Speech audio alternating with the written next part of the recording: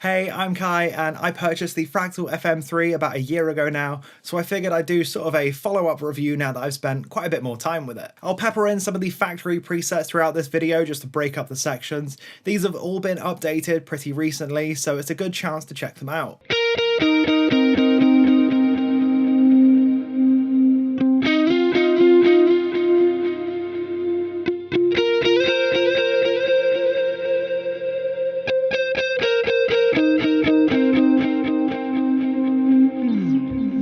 I'll start with the reason why I bought it. I'm not someone who gigs at all. I am the epitome of YouTube bedroom guitarist. That said, I do demo an awful lot of modelers on this channel. I've done Moore, I've done Flammer, I've done Hot Tone, I've done Line 6, as well as a bunch of others that I'm probably forgetting right now. The Fractal units are known for being world-class modelers, so I figured I would pick one up as sort of a baseline to compare everything else to. Let's talk about how I'm currently using the unit. The first thing I should say is that in my first impressions video, I said it'd be quite unlikely for me to learn how to edit on the unit itself as the desktop editor is so accessible. A year later, and that is absolutely still the case, I'm still using the desktop editor for everything, and I would have no idea how to edit on the unit should I need to. If I had more space in my sidecar rack unit that I've got my interface, computers and all that stuff in, I would probably just rack the FM3 away and never even have to look at it. As far as actually navigating stuff on the device itself, I think the only stuff I've done with it is change presets and flip the tuner on. I have actually kind of surprised myself with how deeply integrated the FM3 is in my setup now. It's been a much more staple part of my system than I ever really thought it would be when I picked it up. Recently, I've been running it over SPDIF to my audio interface for super low latency monitoring. It's actually proven to be a phenomenal sounding DI for guitar recordings especially, to the point where I've basically all but shelved my original DI box that I was using, the Radial J48.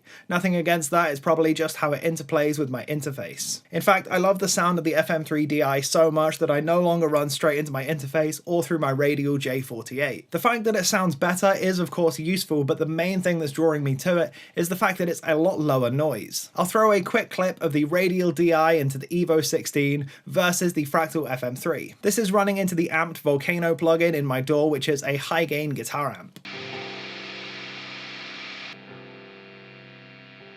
Obviously, as I work for ML Sound Lab, I am running into plugins an awful lot of the time, and they are my preferred workflow when I'm working in the context of a full mix. It gives me full control over everything without having to commit to a tone and without having to worry about reamping DI tracks, for instance. While we've got everything set up with the Amp Volcano plugin, let's just riff on this a little bit and hear what it sounds like.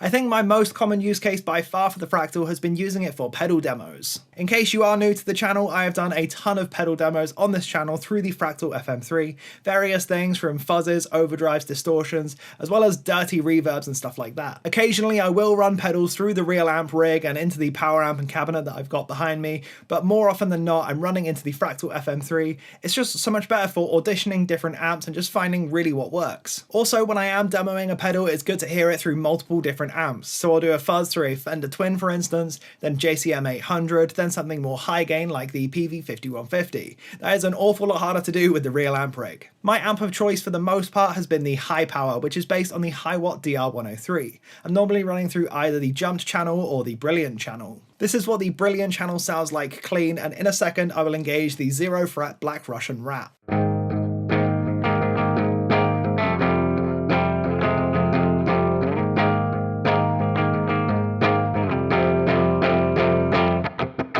That is a pretty boring sounding clean tone, of course, but this is really where I find pedals to sit nicely.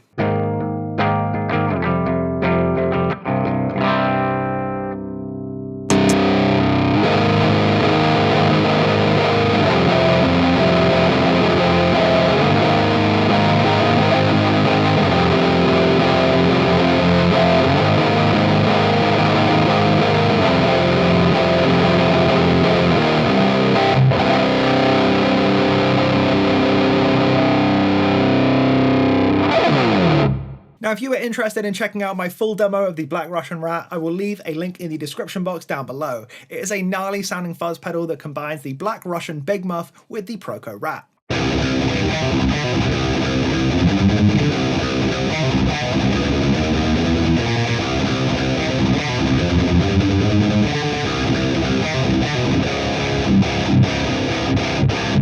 Now that is my main use cases for the Fractal FM3 covered pretty nicely, but I have used it for a ton of different purposes as well. I've tried it in pretty much every combination that I can feasibly get out of my rig. I've used it in 4-cable method with my tube amps. I think this wouldn't be my preferred method of running it. I think I'd rather get the Fractal VP4 for that and just really simplify it. It's quite a convoluted setup and it requires quite a lot of deep diving into all of the menus and everything, and it just takes a little bit to shift from running it on the desk like I have it now to running it in 4-cable method and then back to the desk. I think this is where something like global setting presets would be quite handy. I've also tried running it straight into a power amp and cabinet, both through the effects return of the 5153 as well as the orange pedal baby. I do like how that setup sounds and it is massively versatile. However, if I want the feeling of running through a real cab, I'm probably just going to plug into a real amp instead.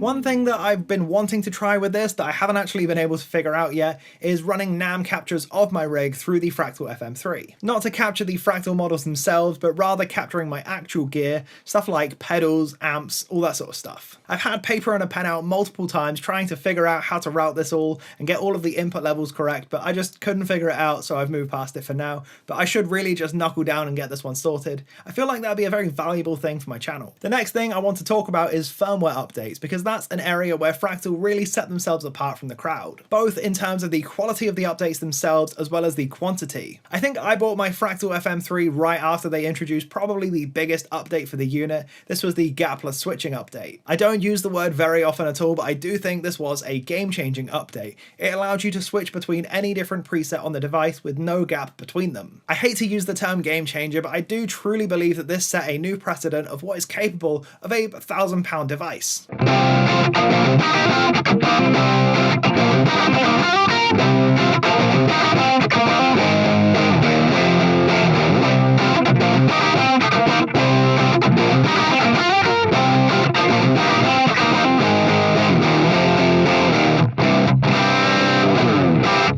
Back to the firmware updates though, they recently dropped a version 10 beta firmware that I checked out in a recent video. Now bear in mind, the last major update prior to this one was in October last year, so it's a already pretty quick schedule. Not even a year later, we've got 10 new drive models, we've got 7 new compressors, all of the reverbs have been completely overhauled, we've got new phasers, we've got a new amp model, and so many other effects have been tweaked and just remastered slightly. It is insane how fast they're able to move through such major updates. And also, as an owner of this unit, it's amazing to see it getting better as time goes on. Normally, I would advise against buying a modeler thinking that it's going to be getting future updates, but I think with Fractal, it's probably the safest bet. At this point, the only thing that would seemingly stop the barrage of constant updates that we're receiving would be the Fractal AxeFX4. Given that even the FM3 doesn't seem to be running out of power, I don't think we'll see the AxeFX4 for some time.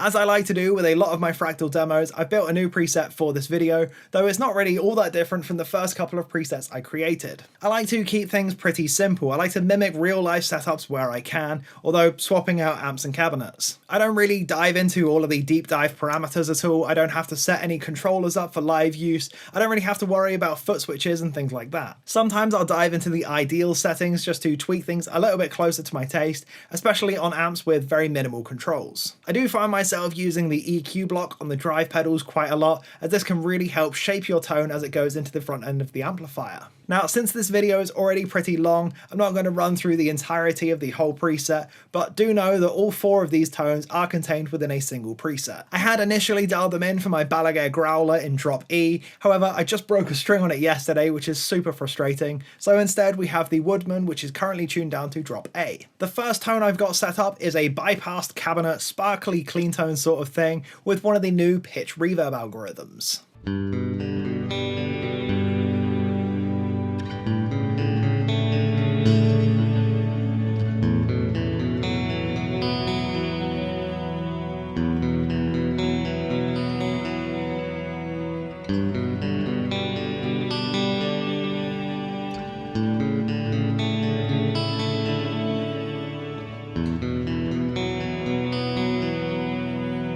I think those pitched reverbs sound absolutely fantastic, and I'm stoked to see them in the Fractal FM3. The second tone also takes advantage of some of the other pedals that were featured in my recent demo of the Fractal version 10 firmware. This is going to be the Rat pedal, which I believe has been tweaked since my first impressions video, running into the Ram's Head Big Muff, which was added in the beta firmware.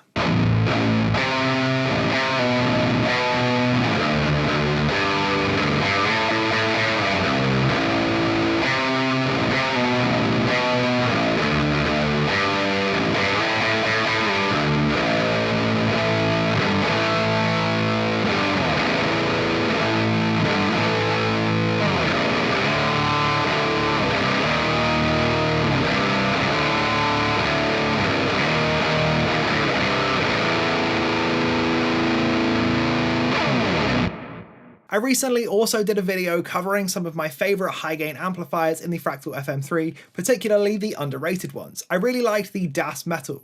This next preset is going to be that amp, boosted with the brand new TC integrated preamp pedal.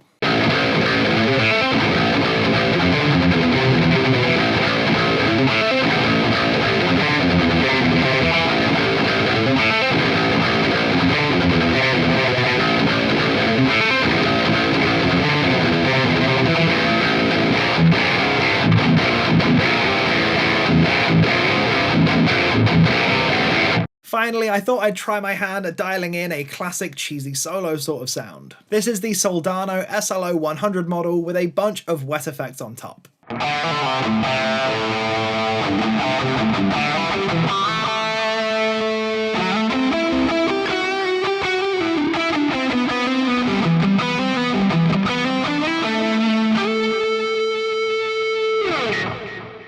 That's definitely not my forte, and I should probably leave that sort of thing to Leon Todd, but there we go, there's the preset all set up for this 1 year thing. Now, even with all of these effects set up across 4 different scenes with things like pitched reverbs and stereo delays and all that sort of stuff, we're still not hitting anywhere close to the DSP limit. We're about 65.9% right now, and I think it cuts out at 80. So while I haven't tried a ton of the high-end modelers like the Fender ToneMaster Pro or the Neural Quad Cortex, I can pretty confidently say that the FM3 will hang with the best of them. I've not felt any compulsion whatsoever to upgrade to the Axe FX3 or even the FM9. I think the FM3 really suits me perfectly. The gapless switching is really what makes this unit feel so powerful. If I ever do happen to hit the DSP limit, what I will do is I will copy and paste the preset over and then just swap the effects around. That way I can essentially swap between 2 of the same preset with different effects completely gaplessly, and it still feels kind of like one preset. I've never actually found myself hitting the DSP limit without actively trying to. Things like boosting up the reverb quality right to ultra high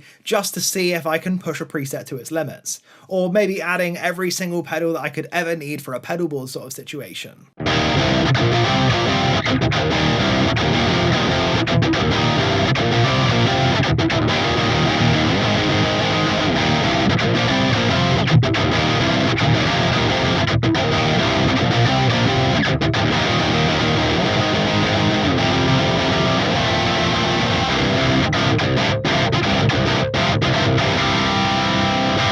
The only negative I can think of in picking the Fractal FM3 over something like the Helix Floor, for instance, is that the Fractal FM3 can't do dual amps. It's not something I care about all that much, but it would be handy to have from time to time, especially when making bass presets, for instance. There is, of course, an argument to be made for the lack of amp capture technology in the Fractal FM3, but personally that really doesn't affect me at all. I'm not a huge fan of the capture workflow. I actually returned the Tone X1 after I found out that the workflow wasn't for me. Just scrolling endlessly through captures is quite mind-numbing, really. It does work great when you're running captures of your own rig, and I do really like it for that purpose. However, in my setup, I don't really need to be doing that. I do know that the capture workflow does work great for some people though, so if you're considering purchasing the Fractal FM3, you're going to have to weigh this one up for your own needs. On-unit editing is probably the biggest weak spot for the Fractal units, though it's sort of a necessary evil with how powerful the unit is. There are certainly steps that could be made towards improving this user experience, and a lot of people are calling for a touchscreen, but I don't really know if that would be the solution.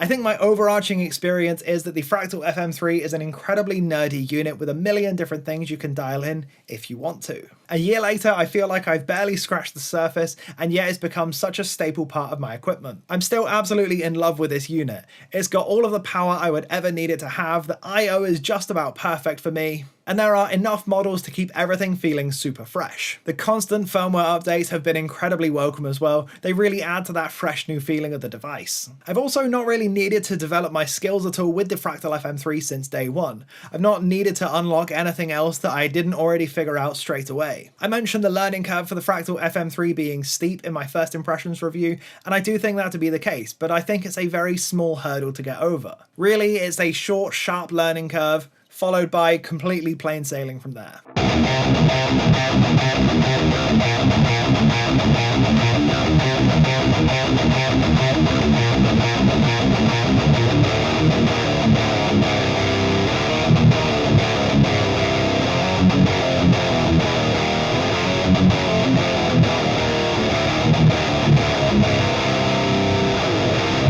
I personally think that the Fractal FM3 is a completely safe purchase for anyone looking at a modeler in this price bracket. Even the more affordable Fractal FM3 Mark I has the gapless switching, so I think even this would hold its own against something like the Helix Floor. That's all for this video, so thank you ever so much for sticking around to the end. I do really appreciate it. I will leave my Tom and affiliate links in the description box down below. I like to keep this updated with all of the gear that I'm using and all of the gear that I demo on this channel. While you can't get the Fractal FM3, you can get a bunch of the other stuff you see in my videos. Until next time though, I've been Kai.